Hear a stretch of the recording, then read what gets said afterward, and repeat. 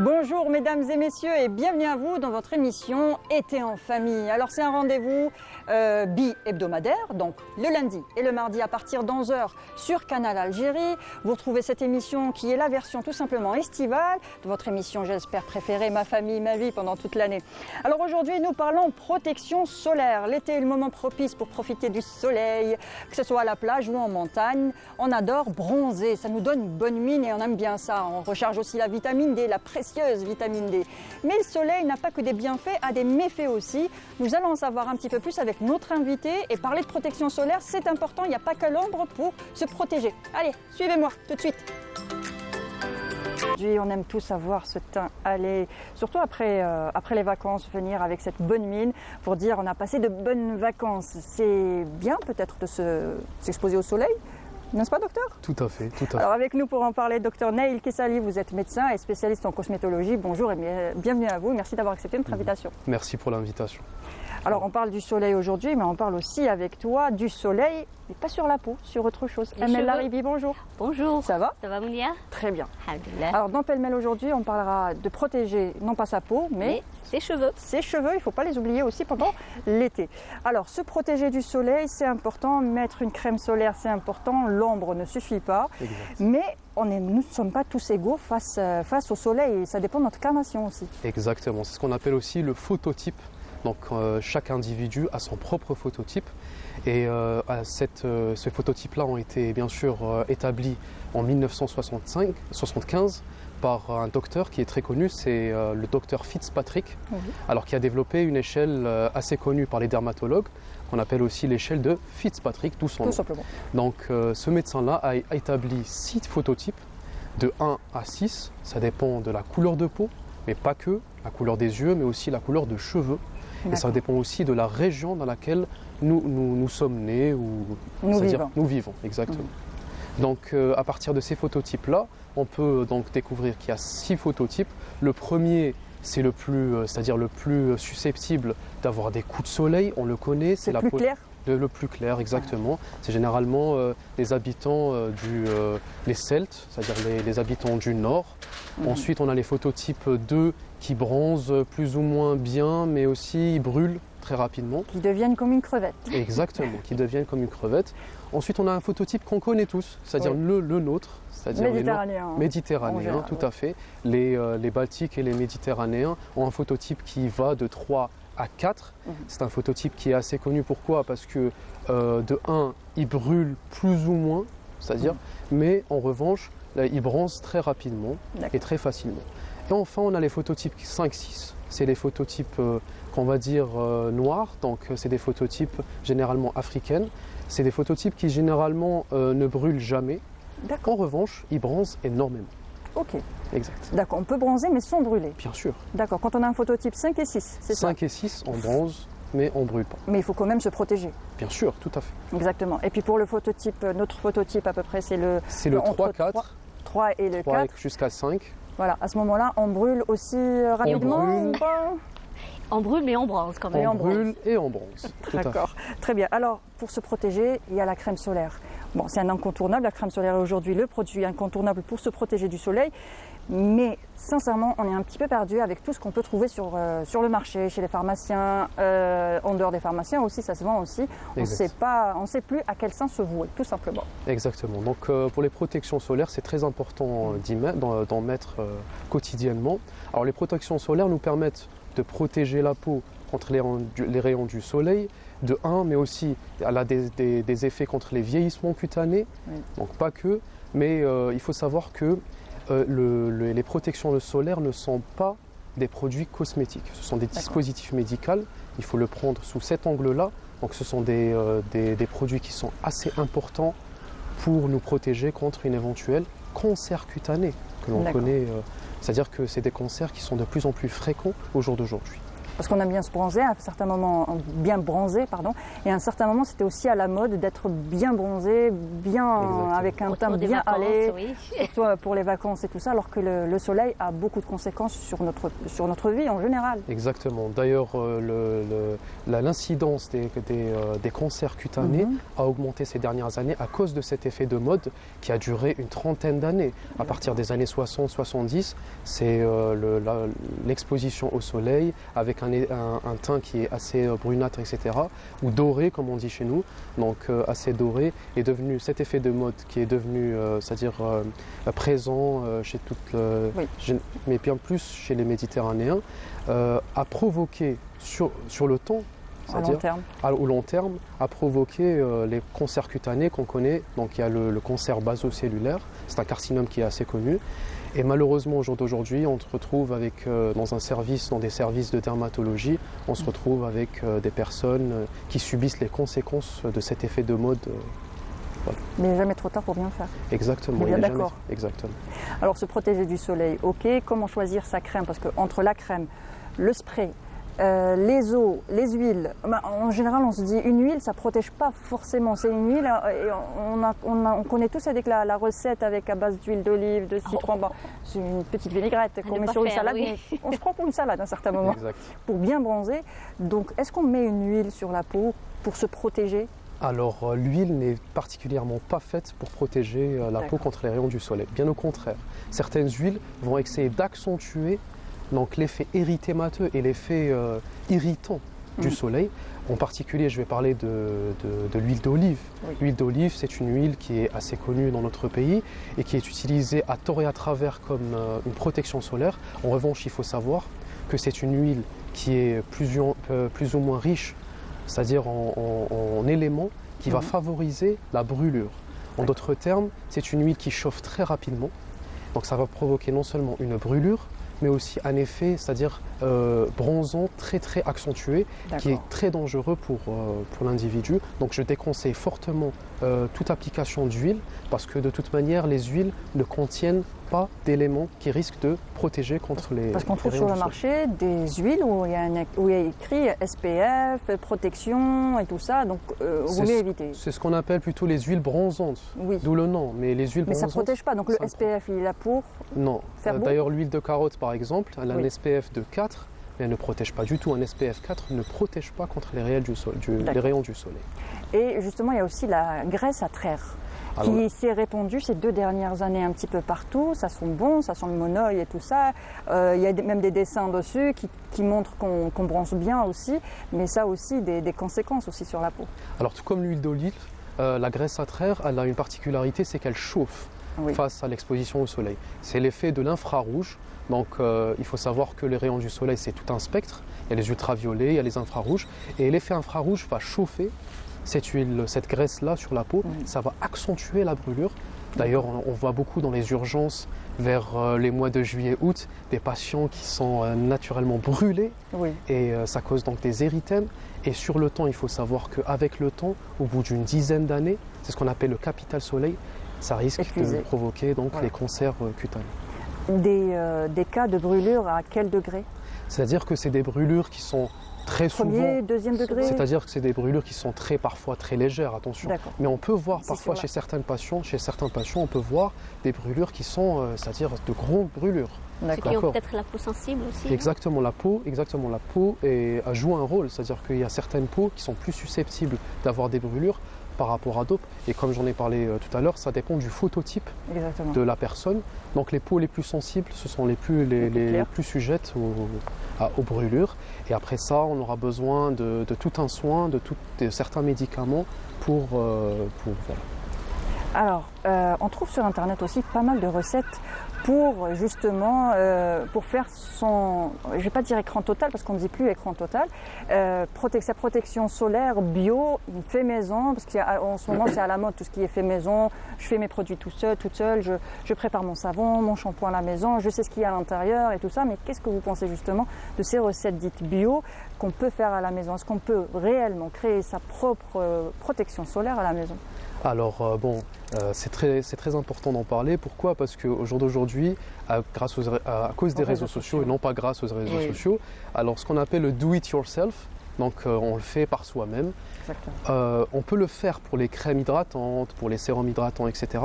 En revanche, pour les protections solaires, il n'y a aucune chose qui est naturelle, mis à part bien sûr se protéger par un chapeau ou autre, par un vêtement, il n'y a aucun produit naturel qui puisse nous protéger contre les rayons du soleil. Donc je déconseille aux consommateurs et aux patients d'utiliser ou de préparer des protections solaires à la maison. De toute manière, ça ne sert strictement à rien. D'accord, très bien. Alors, comment choisir l'indice? Il y a le SPF 50, il y a 30, il y a encore moins, 20. Il y a des produits cosmétiques qui ont déjà un SPF. Est-ce qu'il suffit? En général, c'est un SPF 20. Déjà, les produits cosmétiques, est-ce que l'SPF du produit cosmétique suffit largement à nous protéger du soleil ou pas? Alors, les protections solaires, en matière de cosmétiques, généralement, la plupart des protections solaires ne contiennent pas d'ingrédients qu'on appelle les ingrédients filtres UV. C'est-à-dire que c'est des filtres qui vont essayer d'absorber ou bien de réfléchir la lumière du soleil. Alors il faut savoir que la plupart des produits cosmétiques où il n'est pas indiqué l'SPF ne protègent pas contre les rayons du soleil. Donc ce sont des SPF qui sont proches de 0. En revanche, quand on va vers les protections solaires, comment choisir la question? Comment choisir les protections solaires? Alors ça dépend encore une fois du phototype. Donc les phototypes les plus clairs vont utiliser une protection solaire qui dépasse le SPF 30. Quand on a un phototype qui est plus ou moins proche du 5 ou 6, on va utiliser des protections solaires qui se rapprochent entre 20 et 30. C'est assez correct. Il faut savoir aussi maintenant comment choisir la différence entre les protections solaires SPF 30, SPF 50 ou 70. Déjà qu'il n'y a pas de grosse différence entre un SPF 30 et 70. L'SPF 30, il protège des UV à 97%, entre 96 et 97%. L'SPF 50, il protège à 98%. Vous voyez, il n'y a pas une grosse différence entre les deux. En revanche, la différence réside dans le temps, c'est-à-dire la période ou la durée de protection solaire. Entre le SPF 30 et le SPF 50, c'est un calcul que font les industriels pour différencier entre les deux.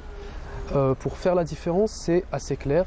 Le SPF 30, le facteur de protection solaire, c'est la durée pour laquelle la peau peut se protéger, même en dehors du fait de se protéger. À titre d'exemple, si par exemple je m'expose au soleil, en bout de 10 minutes, j'ai un érythème, ce qu'on appelle un érythème. Si je mets la protection solaire et que cette protection solaire va me protéger pendant X temps, j'ai une idée sur les facteurs de protection solaire. Je vous donne un autre exemple. Si par exemple j'ai un SPF 30, l'SPF 30 va me permettre de multiplier 30 fois le temps nécessaire pour avoir un érythème sans protection solaire.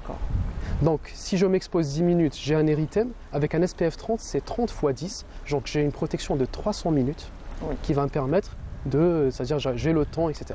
Mais aussi, ça dépend aussi du phototype, attention. Il y a des phototypes qui peuvent être exposés à un érythème au bout de 5 minutes. C'est pour ça qu'il faut choisir la bonne protection solaire. Moi, en général, pour faire simple, je prends le plus haut. Je prends 50, 60, ça dépend de ce que je trouve le plus haut. Comme ça, je suis tranquille. Exactement. Ça protège, mais pendant combien de temps? Alors, ça dépend de... En général, on dit souvent, et c'est écrit aussi sur l'emballage, à refaire toutes les 2 heures. Exact. La plupart des protections solaires, enfin, c'est ce qui est recommandé, c'est de se protéger toutes les 2 heures. Aussi, ça dépend aussi de ce qu'on a fait. C'est-à-dire que si on rentre dans l'eau, généralement, les consommateurs mettent la protection solaire à la plage. À la plage, exactement. Donc, une fois qu'on rentre dans l'eau, dès qu'on sort, on doit immédiatement se remettre encore une facteur de protection solaire. Parce qu'en général, quand on arrive à la plage, dites-moi si c'est juste ou si c'est faux. Personnellement, on fait comme ça. On arrive à la plage, on commence à se badigeonner de crème un petit peu partout. Et ensuite, allez, je vais faire un petit plongeon. Et ensuite, on va se rafraîchir un petit peu. Et là, on se dit, bon, j'ai déjà mis la crème. Normalement, elle est... encore efficace. Voilà, encore efficace. Ça doit durer dans 2 heures. Donc, est-ce que c'est la bonne attitude à avoir ou pas? L'efficacité va diminuer immédiatement après le contact avec l'eau. Exactement. Pourquoi? Parce que ce sont des produits qui sont généralement soit lipophiles, soit hydrophiles, mais le plus souvent lipophiles. Donc, au contact avec le sel ou le chlore, l'efficacité du produit va diminuer. Donc c'est pour ça qu'il est recommandé d'utiliser une protection solaire juste après une baignade. D'accord. Donc même pour les enfants, dès qu'ils sortent de l'eau, on rebadigeonne, même s'ils rentrent 5 minutes après, on rebadigeonne encore une fois. On rebadigeonne encore une fois, oui, et ça dépend aussi de la surface à laquelle on applique. Donc ça ne dépend pas non plus de l'exposition ou pas au chlore ou au sel, donc ça dépend aussi de la surface cutanée. Il faut toujours refaire une protection solaire juste après, c'est-à-dire une exposition à l'eau. Par les quantités. Parce qu'en général, quand on met de l'écran, on appelait ça avant l'écran total. Crème solaire. J'ai toujours du mal à dire crème solaire. Donc la crème solaire, en général, on n'aime pas être plâtré, on va dire ça, parce qu'en général c'est blanc. Mais une bonne dose. Et puis après on est tout blanc, et c'est pas pour les enfants, on les laisse tout blanc et ça nous dérange pas et on se dit non, il faut les protéger et tout ça. Mais pour nous les adultes, on se dit non, je vais pas rester quand même toute blanche avec cette crème. Donc la quantité qu'on doit mettre sur le visage par exemple, parce qu'en général on met une petite noisette et puis on étale au maximum. Est-ce que ça fonctionne? Alors pour l'effet blanc, c'est vrai que ça dérange un peu cet effet qui est inesthétique. Alors il faut savoir que ce filtre blanc là, c'est certaines protections solaires qui donnent cet effet blanc. Est-ce qu'ils sont plus efficaces que les autres? Pas forcément. Pas forcément. Pas forcément. Certains filtres, les filtres blancs qu'on appelle les filtres blancs, sont des filtres qui généralement sont constitués soit d'oxyde de zinc ou de dioxyde de titane. Ils réfléchissent la lumière du soleil, mais les industriels actuellement, qu'est-ce qu'ils font? C'est d'introduire les filtres blancs qu'on appelle l'oxyde de zinc et le dioxyde de titane, mais aussi des filtres chimiques qui n'ont pas de couleur, donc pas forcément. D'accord. Okay. Donc l'effet blanc, ça ne protège pas forcément plus que quand c'est un effet invisible, parce qu'il y a écrit maintenant effet invisible. L'effet blanc ne protège pas forcément par rapport aux autres produits qui sont invisibles. Pourquoi? Parce que là, la grosse différence, c'est que certains produits, les produits généralement qui donnent une coloration blanchâtre, généralement ils filtrent de manière à ce qu'ils réfléchissent la lumière. Les autres, ils absorbent la lumière. C'est totalement différent, mais l'efficacité n'est pas retrouvée plus chez les produits qui donnent une coloration dite plâtrée ou blanchâtre. Il y a aussi coloration bleue pour les enfants. Coloration bleue, c'est des colorants qu'on utilise généralement pour 1-2, mais c'est pas vraiment, ça ne protège pas vraiment des rayons du soleil. Parlons quantité. Alors. Quelle quantité mettre sur le visage? Alors j'ai dit tout à l'heure une petite noisette. Une petite noisette, ça va? Alors, selon l'OMS a figuré ou a donné des avis sur la quantité de protection solaire à appliquer. Alors, il y a une échelle qu'on étudie. Oui. Généralement, c'est les dermatologues et les médecins. Alors, c'est d'utiliser une cuillère à soupe ou une cuillère à thé. Donc, les cuillères à soupe, généralement, pour le visage, c'est 1 à 2 cuillères à soupe. Pour que vous sachiez. 2 cuillères à soupe visage? Exactement, visage et le cou. Mais à quel moment ça... Exactement. Moi, je trouve que mais ça va coller ensuite. Alors généralement pour les adultes c'est 1 cuillère à 1 cuillère et demie à soupe. Et pour les enfants, c'est une seule cuillère à soupe pour tout le visage. Exactement. Oui, mais ça fait beaucoup. Sinon, on peut utiliser une autre méthode, c'est la méthode des doigts. Oui. C'est-à-dire qu'on s'applique sur les 2 doigts, donc l'index et le majeur, pour avoir une idée à peu près sur la quantité de protection solaire à utiliser. Du début du doigt jusqu'à la fin, 2 doigts pour le visage. Pour le visage. Pour le corps? Pour le corps, c'est à peu près 3 ou 4. Donc c'est 2 fois l'index et le majeur. D'accord. Donc pour un bras? Pour un bras, c'est à peu près. Doigts. Alors il faut savoir que le bras, c'est comme le visage, c'est la même quantité. Ah d'accord, on a l'impression que c'est plus long. Et quand c'est par exemple au niveau des jambes plus le pied, c'est 2 fois et demi. Donc on a à peu près 2 doigts, donc 6. Ça fait en réalité, non, pour les jambes et les pieds, ça fait 5 doigts. 5 doigts pour les jambes et les pieds. 5 doigts pour les jambes et les pieds. 5 doigts pour une jambe? Réunis. Ah non, pour les deux. Pour les deux jambes. Pour la jambe et le pied. Donc le tube qu'on nous vend qui est tout rikiki comme ça, en général parce qu'il nous reste jusqu'à l'année prochaine. Et à ce moment-là, il ne reste plus jusqu'à l'année prochaine. Oui, c'est encore meilleur, je pense. Exactement. Malheureusement, la quantité, généralement, les consommateurs n'ont pas une idée sur la quantité à appliquer. C'est pour ça que les professionnels de la santé et les personnels soignants, eux, peuvent vous indiquer à peu près la quantité à appliquer. Et on se protège pendant toute l'année ? Pas forcément que le... Pas forcément, ça dépend aussi des heures d'application. Il y a des heures particulières où il faut appliquer chaque 2 heures, c'est à partir de 11 heures jusqu'à 16-17 heures. Avant, on peut s'exposer au soleil plus ou moins parce que les rayons du soleil sont moins agressifs dans ces heures-là. Mais on se protège aussi pendant l'hiver. Bien sûr. Si on ne veut pas trop vieillir. Exactement. Ça accélère le vieillissement, c'est ça ? On peut dire que l'astuce, c'est toujours de diminuer l'SPF. Par exemple, à l'approche de l'hiver, dans les régions les moins ensoleillées, on peut utiliser des SPF 30 ou des SPF un peu moindres, donc c'est pas un problème pour ça. Et l'écran total n'est pas un écran total, la crème solaire n'est pas justement un écran total, ça ne protège pas totalement, donc il faut se protéger aussi avec chapeau, lunettes. Tout à fait.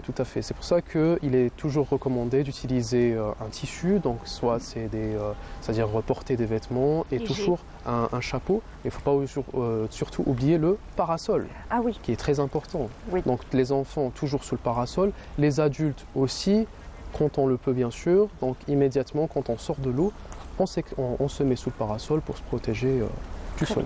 Bien. Alors on se protège la peau du soleil, mais il faut se protéger les cheveux aussi avec toi, Amel. Allons-y. Allons-y, dans pêle-mêle et c'est tout de suite.